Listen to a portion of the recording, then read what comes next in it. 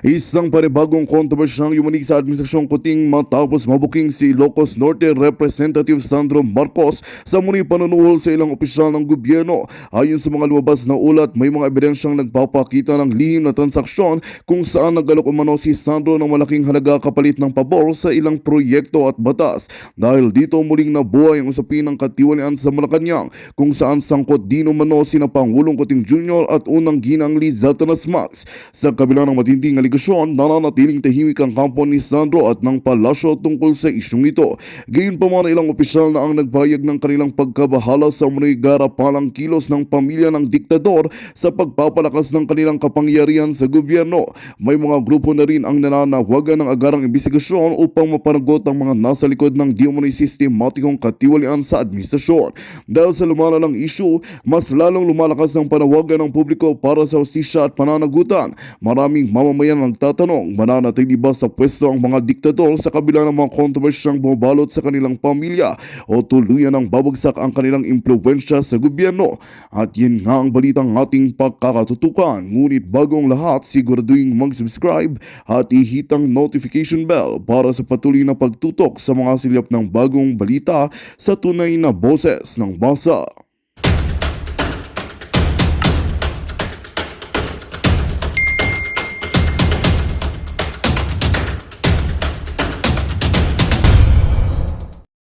Motivated. Lahat naman yan politically motivated ng bangag na administrasyon sa kagustuhan nilang mabura nila ang mga Duterte at mga alindog natin sa larangan ng political spectrum. Ika nga, kasama na yung mga palanggakong 37 vloggers na nakikipaglaban dahil dito sa mga bugo na katulad ni Sandrong Adictus Benedictus. Kumusta naman, Sandro, yung BFF mo na tinawagan ka mula sa airport ng Singapore dahil nahuling nagdudurog or nahuling may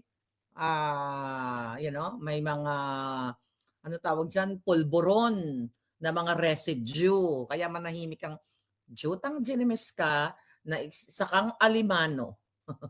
Alimango ka pala, hindi alimango, alamano, di ba mga ganong drama niya? Isa kang alimango, crab mentality. Katulad ng nanay mong nget pa. Katulad ng nanay mong butod, kidnapper, walang hiya, lahat na. Kaya ang mga katapat nyo ay si Zatanas. Doon kayo nababagay na mga walang hiya kayo. Ngayon, habang tayo ay nakikipaglaban, dapat huwag natin kalimutang mag-cheers para sa bayan dahil papasanbat, sabi nga ni Inday Sara, ay magtatagumpay ang taong bayan. Darating ang panahon, magtatagumpay ang taong bayan dahil nga itong laban natin ever since na bumalik muli ang mga bangag ay talagang malupit ang idinulot na kahirapan sa inyo. So ito, recently nagdadadakdak na naman ito si Charis. Okay? Nandito ba si Cathy Binag?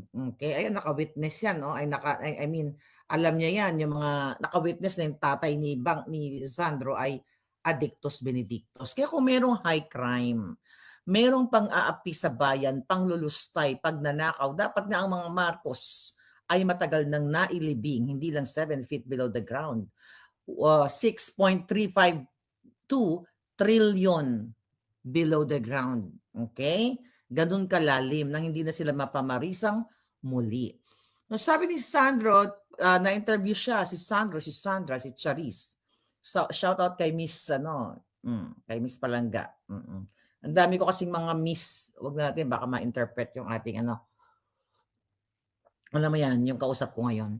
So sabi ni Sandro Bangag, nung tinanong siya nga ng interviewer, yung regarding the impeachment, ang sabi niya na bakit siya siya yung nanguna doon sa signatories, di ba? Yung mga pumirma na para i-impeach o na-impeach nga nila si Inday Sara sa Congress. Ang sabi ni Sandro Bangag, of course, I'll be the first one to sign.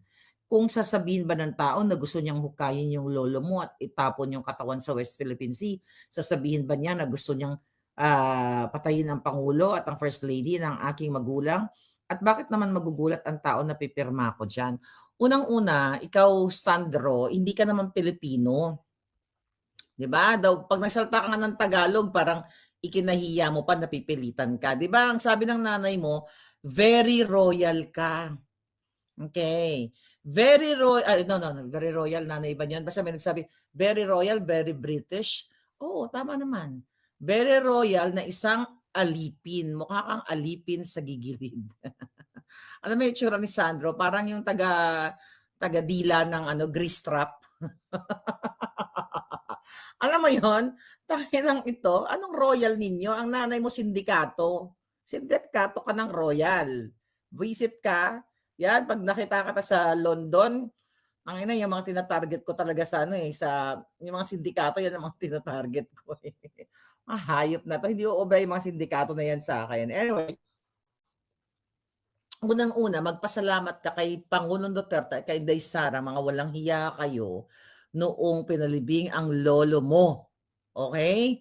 Ngayon, ang sinasabi mo dito, kayong lahat ng mga ulupong na ay isa sa mga grounds for na inimpeach si Inday Sara dahil sinabi ni Inday Sara na ipagugurgor yung tatlong, dapat nga kasali ka doon. Dapat nga lahat kayo eh.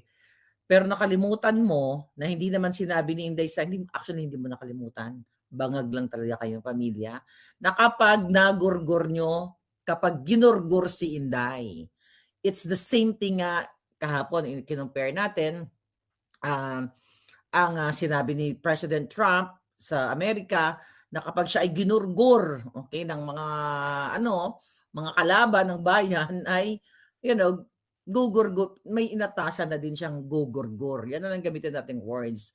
Hindi naman sinabi ni Inday Sara, mabalik ako kay Inday Sara, na okay, sabi niya, na nag-utos siya na okay, gurgurin niyo yung mga jutang dinamis na yan.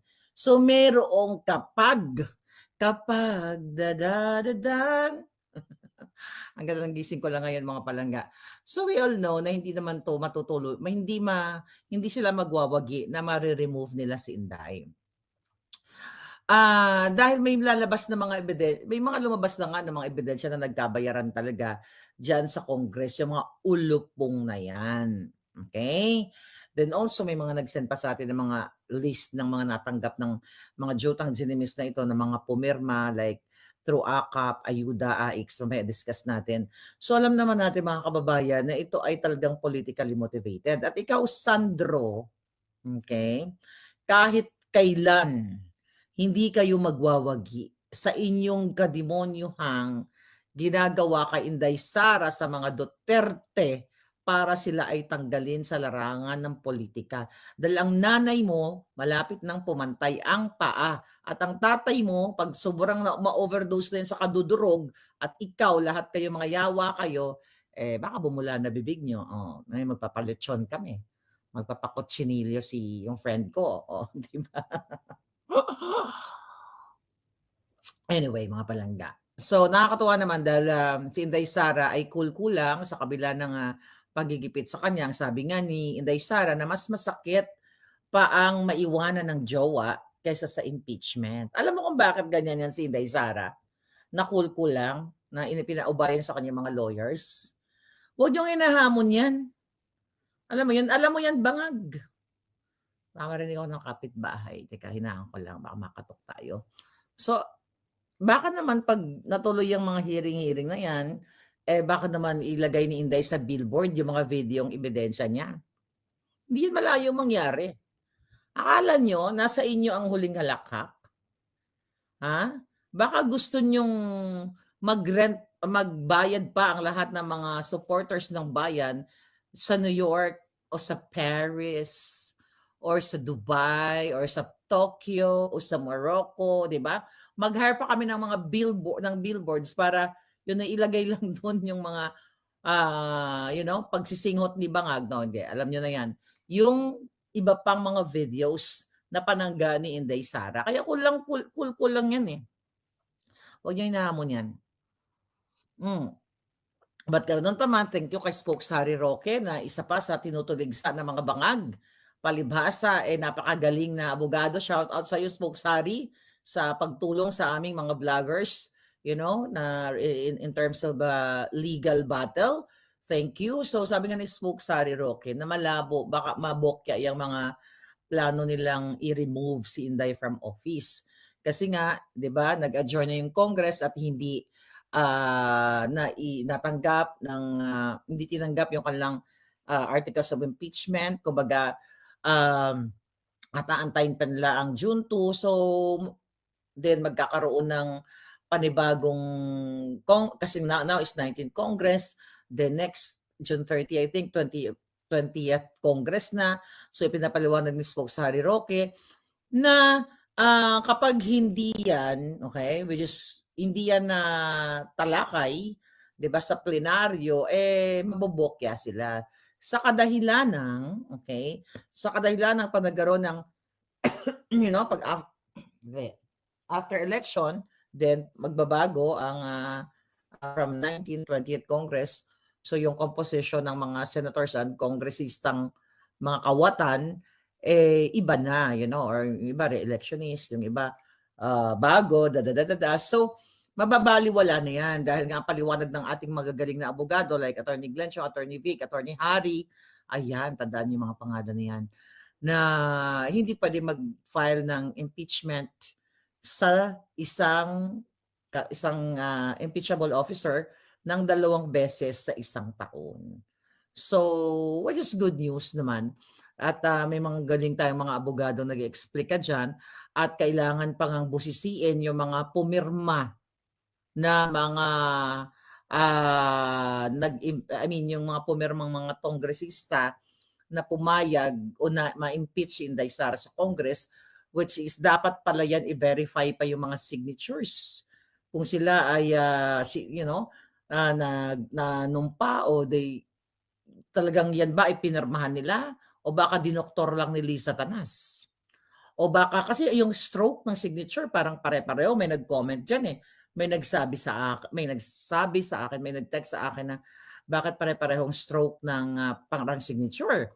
So hindi po yan malabo na mangyari o nangyari diyan sa House of Representatives na pare-pareho ang pumirma. Pwede yun. Bakit? Kilala ang mga politiko sa Pilipinas na kayang gawin ang pagdodoktor. Kung kaya ni Lisa Tanas mangidnap at ni Marcos Jr., ni Teddy Boy Locsin Jr., ng ISAF, ng gobyernong Bangag, mangidnap ng 2 bata sa Turkey, how much more ang pag-fix ng signature? Kung kaya ni Bangag, ni Liza Tanas na dorobohin ang Vice-Cam report na blankuhin, how much more yung pag-forge ng signature? I mean, how easy na gawin ang pag-forge ng signature? Kung kaya ni Bangag Jr. na i-appoint si Michael Ma bilang special envoy to China na walang dokumento at sinasampal sa pagbumuka ninyong mga Pilipino, nating mga Pilipino lahat, na kahit walang official document, tapos nagfa-function at ginagamit ang resources ng gobyerno, how much more yung mga peking dokumento na yan, mga balangga? Magaling si Lisa Tanas magpeke ng dokumento. Itanong mo yan kay Attorney Glencio. Kaya naman sobrang malala ang kababuyan ng gobyerno ni Bangag. Sobrang malala ang buhay ninyo, but still, I think you're enjoying the kahirapan. Nag-enjoy pa talaga sa kahirapan ng Pilipinas? Although, kasi hindi pa kayo kumikilos protesta o kumikilos nag-speak up. But good thing the PNPA is that Philippine National Police Academy at nagpakita ng suporta kay Inday Sara na sa kabila ng itong mga vindictive narcissism ni Lisa Tanas na ginagawa kay Inday Sara, ay patuloy na maraming sumusuporta kay Inday Sara. Kasi kitang-kita naman ninyo yan na kung sino talaga ang para sa bayan o kung sino lang ang para sa pera ng bayan at para sa pulburon. Alright? Okay. Case will be filed, sabi ni Susan. Can you comment yung mga update? Baka na-miss ko lang kasi naging bisibisihan ako palang nag-i-emote ang alindog ko.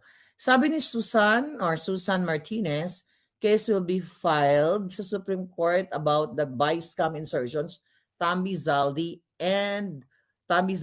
and another person. Yeah, I think na-scan ko yan.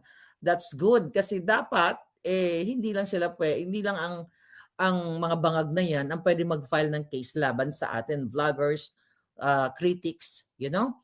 I think si Attorney Topacio ay pinailan ng case na rin ng complaint. Actually, si Dan Fernandez dyan sa Committee on Ethics sa kanyang House of Representatives. Nasabi nga ni Tio Moreno bago ka magmarunong, Dan Fernandez, alamin mo muna kung anong tamang pagbigkas sa P and F. Okay lang sana kasi ako, admitted na nagkakamali din ako sa pronunciation. I'm not perfect na lahat ng pronunciation alam mo. Pero yung simpleng P and F na pronunciation, mga kababayan, tinuturo yan. Kinder pa lang o maybe pa lang, 18 months pa lang ang bata, tinuturo na yan. Pero to si Fernandez, mukhang yung utak nalaglag sa kanal, di ba? Kaya pang kanal yung tong hubadero na ito. Ay, higop nga muna ng kape, punyeta. May post na dismiss impeachment. Okay, praise God, sabi ni Dong Gaya. Well, ako naniniwala talaga ako na nakikita ko na itong mga ginagawa kay Vice President Sara Duterte, unang-una, publicity stint ng mga hinayupak na ito para ang mga taong bayan at ang international ay pangit yung magiging tingin dito sa mga Duterte na ito. Pero ano nangyari ngayon? Okay? Ano ang nangyari ngayon na bago-bagong balita? Remember, si Pangulong Duterte noong 2018 ay nag-declare na kakalas tayo sa ICC dahil, hindi siya naniniwala sa mga yan na kapag may problema tayo sa ating bayan ay ang makikialam itong mga bangag sa ICC. But today, mga darling, my Clementine, hi Chloe Pearl, good afternoon to you. Happy birthday to my dearest friend, Bel Leonario. Bel di Marketing, kung naririnig mo ako, happy birthday to you. At si George Kuning, happy birthday to you na nanonood ngayon. Nako, talagang dalawa ang nagbe-birthday. Ayan, love na love ko yan mga yan. At syempre, happy listening to Noily Paul, okay, na nagmamaganda ngayon. All righty, diba?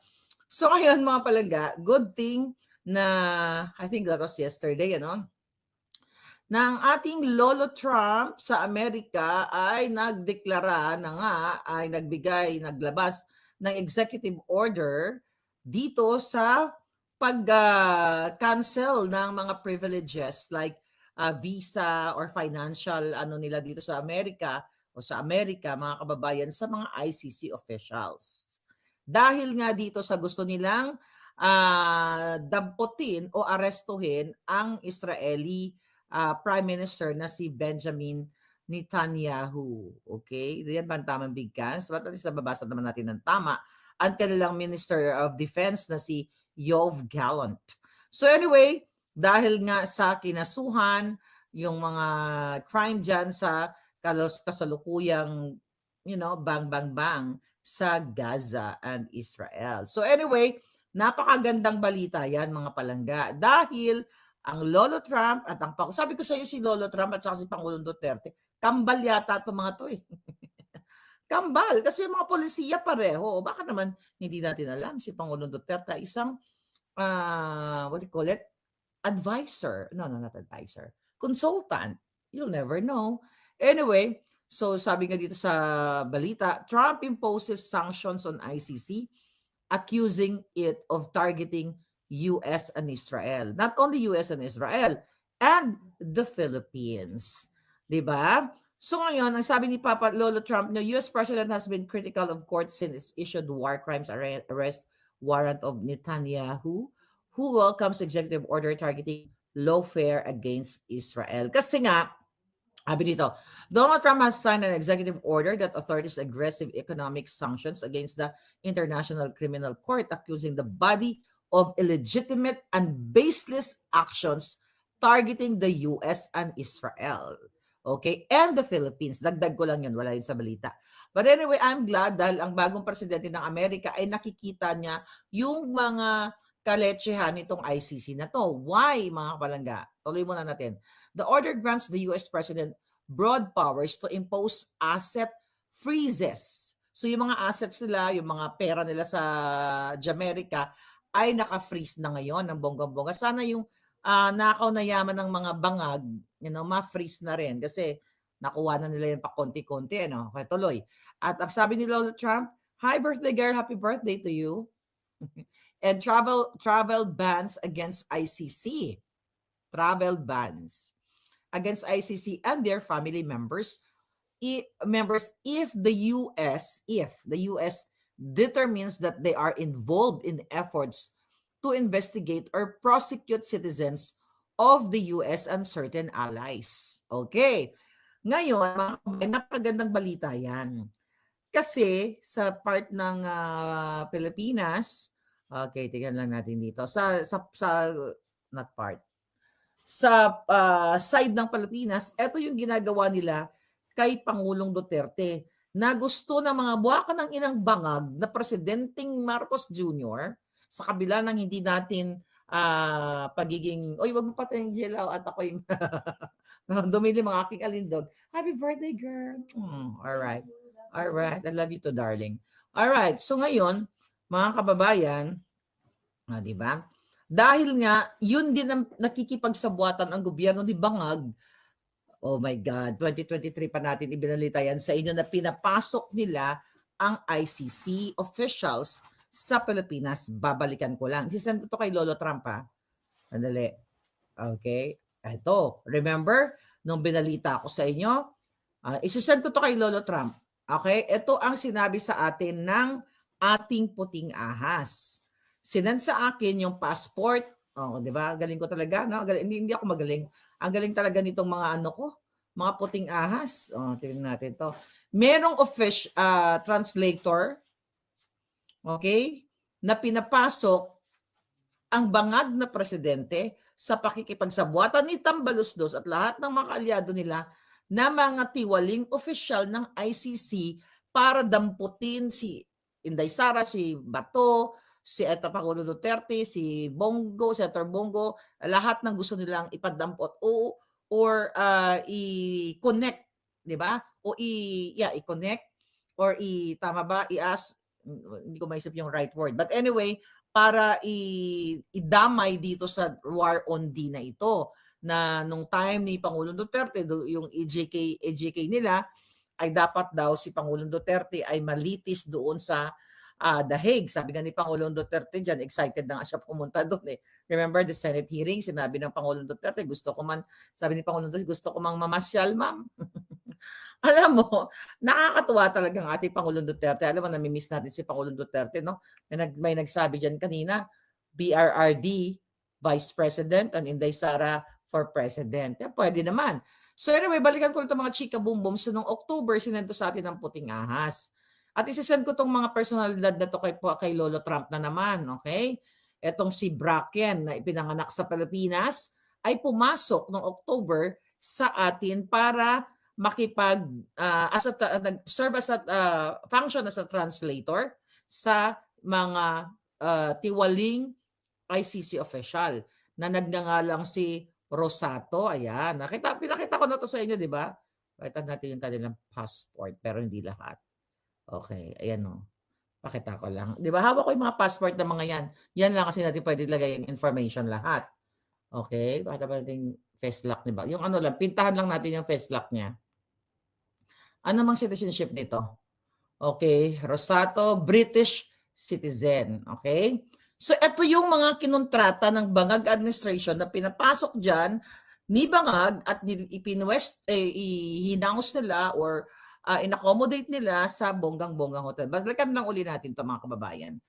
Kaya ito talaga, yung nangyayari kay Inday Sara, nangyayari kay Inday Pangulong Duterte, ito ay pakikipagsabuatan ng bangag na administrasyon ng mga VOV-ong bugo sa Congress o House of Representatives Well, sa part naman ng mga House of Representatives, para sila magkamal ng pera dun sa pirma nila, yun nga, kapalit ng pera ng bayan. So, balikan lang natin 'to mga hitad, okay? So, ito pa ang isang tiwaling opisyal, ang surname niya is si Kala, alright? Kala, Kala, Kala. Ito pa nga yung travel ano niya, personal details, travel type, AA, okay? Status A, last name, ganyan-ganyan. Travel port, NAIA 1. Flight number, PR512. Okay, travel date, pumasok sa Pilipinas noong October 10 to 2024. Ayan, sabi ko sa inyo, malupit yung mga puting ahas, pati mga travel, nakuha na natin. Ang lupit, 'di ba? Ayan o, pati alam nyo, in fairness din sa immigration sa Pilipinas, sa atin, may mga mapagmahal pa yan sa bayan, kaya may mga nakakarating sa atin. Sinento sa akin, pati passport nila, pati information. Yan po yung ICC na pumasok sa Pilipinas. Ayan, PR, pati, yan no, pinapakita ko lang sa'yo na legit yung pinagsasabi ko. I just cannot show yung passport nila kasi, bawal yun. Okay? Ang buong passport papakita natin. Pati time ng arrival nila and everything. Okay? So pumasok yan. Ito yung mga tiwali na ICC official. Okay, ang sabi pa nga sa atin, Ms. Maharlika, there are several ICC teams come to our country sequentially since October. One of the investigators named, okay, Mr. Rosato is in our country right now. And kailan to nitinek sa akin? November 7 last year. Isa to sa mga expose natin. Anyway, sabi niya, one of the investigators named Mr. Rosato is in our country right now. He stays at Raffles Hotel since 29 of October with an American interpreter named Miss Bracken. Ngayon, ayan,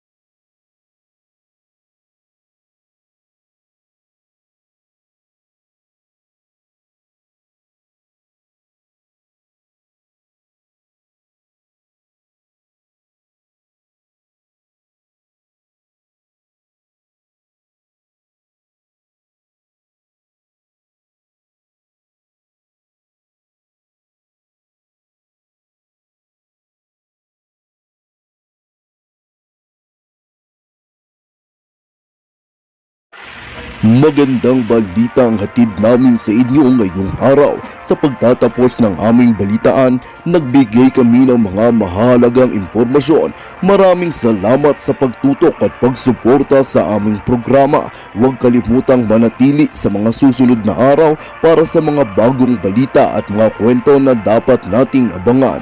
Mula sa Boses ng Masa, magandang araw Pilipinas!